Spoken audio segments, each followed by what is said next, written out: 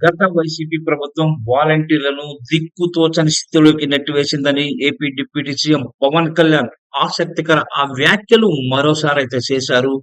వాలంటీర్లకు సంబంధించి ఎలాంటి ఆధారం లేకుండా చేశారని ఆయన చెప్పుకొచ్చారు. కేబినెట్‌లో మంత్రి నారా లోకేష్‌తో చర్చించే అవకాశం కూడా లేకపోయిందన్నారు. వాలంటీర్లకు గత ప్రభుత్వం జీతాలు ఎలా ఇచ్చిందో కూడా తెలియడం లేదని, జీతాలు ఎలా ఇచ్చారో వాలంటీర్ నాయకులను అడిగి తెలుసుకోవాలని ప్రజలకు సూచించారు. డుంగిరిగూడ మండలం కు కురిది గ్రామం రచ్చబండలో పవన్ ఈ వ్యాఖ్యలైతే చేశారు.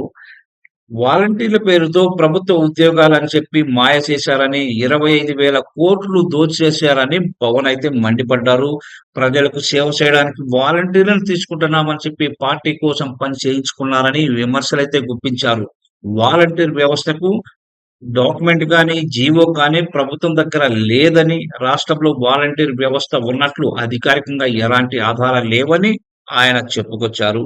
అందుకే క్యాబినెట్‌లో వాలంటీర్ల గురించి మాట్లాడడానికి ఎలాంటి అవకాశం కూడా కనిపించడం లేదన్నారు. ఇదంతా బాగానే ఉంది. అయితే దీనిపై వైఎస్ఆర్‌సీపీ ఎంప్లాయీస్ పెన్షనర్ల wing state president Chandrasekhar Reddy మాట్లాడారు. ఆయన పవన్ కళ్యాణ్‌కి స్ట్రాంగ్ కౌంటర్ అయితే ఇచ్చే ప్రయత్నం చేశారు. వాలంటీర్ వ్యవస్థకు ఎలాంటి ఆధారాలు లేవని పవన్ మాట్లాడడం విడ్డూరం. ప్రభుత్వం వాలంటీర్లకు వేతనాలు ఇచ్చిన సంగతి కూడా ఒక మంత్రిగా పవన్‌కు తెలియదా? వాలంటీర్ల నియామకంపై ప్రభుత్వం ఉత్తర్వులు ఇచ్చింది.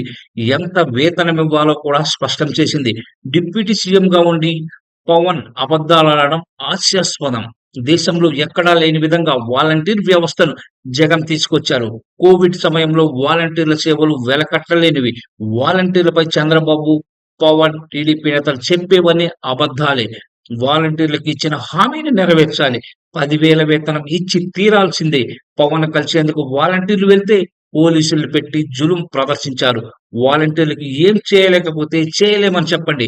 వాలంటీర్ వ్యవస్థని కొనసాగిస్తామని గతేడాది ఉగాది సందర్భంగా హామీ ఇచ్చిన చంద్రబాబు నాయుడు గెలిచిన తర్వాత వారితో పని లేదని పక్కన పెట్టేశారని చంద్రశేఖర్ రెడ్డి మండిపడ్డారు.